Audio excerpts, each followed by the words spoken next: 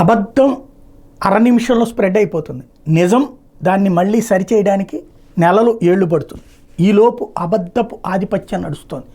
దానికి సాక్ష్యం తెలంగాణలో జరిగినటువంటి అంశం. ఏదైతే కాళేశ్వరం మేడిగడ్డ, ఖచ్చితంగా దాంట్లో లోపాలే ఉన్నాయి. మధ్యలో ఒక పిల్లర్ దగ్గర వచ్చినటువంటి తేడా, దాని దగ్గర కానీ దీని దగ్గర కానీ మట్టికి సంబంధించి. కానీ దాన్ని ఏం చేశారు, ఆ ప్రాజెక్టే లక్షల కోట్లు తినేశారు. కరెక్ట్గా ఎలక్షన్స్ ముందు జరిగినటువంటి ఆ అంశం ఫైనల్గా ఆ ప్రభుత్వం అవినీతి అన్నటువంటిది కూలిపోవడానికి కారణమైంది. 2% ఓట్లు తేడా వచ్చినాయి అంటే రీజన్ అదే. వాస్తవంగా ఇరిగేషన్ ప్రాజెక్టులో కేసీఆర్ అద్భుతమైనటువంటి సాహసమే చేశారు. ఒకనాడు జలయజ్ఞం పేరుతో రాజశేఖర రెడ్డి ఆరంభించి ఆ తర్వాత ఆయన ప్రాణాలు కోల్పోవడం వల్ల సాధ్యం కాని దాన్ని ఆచరణలో చేసి చూపించాడు కేసీఆర్. ఓ రకంగా తెలంగాణకి శాశ్వతమైనటువంటి ఒక అద్భుతమైన జల హక్కుని కల్పించాడు. దానివల్ల ఆంధ్రాకి నష్టం ఉంది, కానీ అక్కడ ప్రజలకి ఆయన చేసింది మేలు. తెగించి చేశాడు.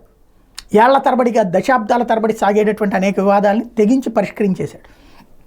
అలాంటి మనిషి అందులో ఆ కోణంలో సాధ్యం కావట్లేదు కాబట్టి తినేశాడు కోట్ల రూపాయలని ప్రచారం చేశాడు. తీరా చూస్తే ఇప్పుడు గోదావరి వరద ఉధృతంగా ఉంది.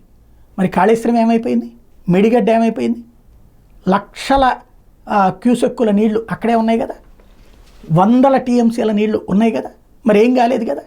అంటే ఇంతకాలం పాటు కేసీఆర్ గురించి చెప్పింది అబద్ధమేనని తేలిపోయింది కదా. అంటే అబద్ధ ప్రచారంతోనే అధికారంలోకి వచ్చింది అన్నటువంటి విషయం స్పష్టమైపోతుంది కదా. నిజం కంటే కూడా అబద్ధ ప్రచారం సులభమని తేలిపోయింది కదా. ఇప్పుడు ఇవాళ ప్రజలు కళ్ళు తెరిచిన ప్రయోజనం ఏముంది?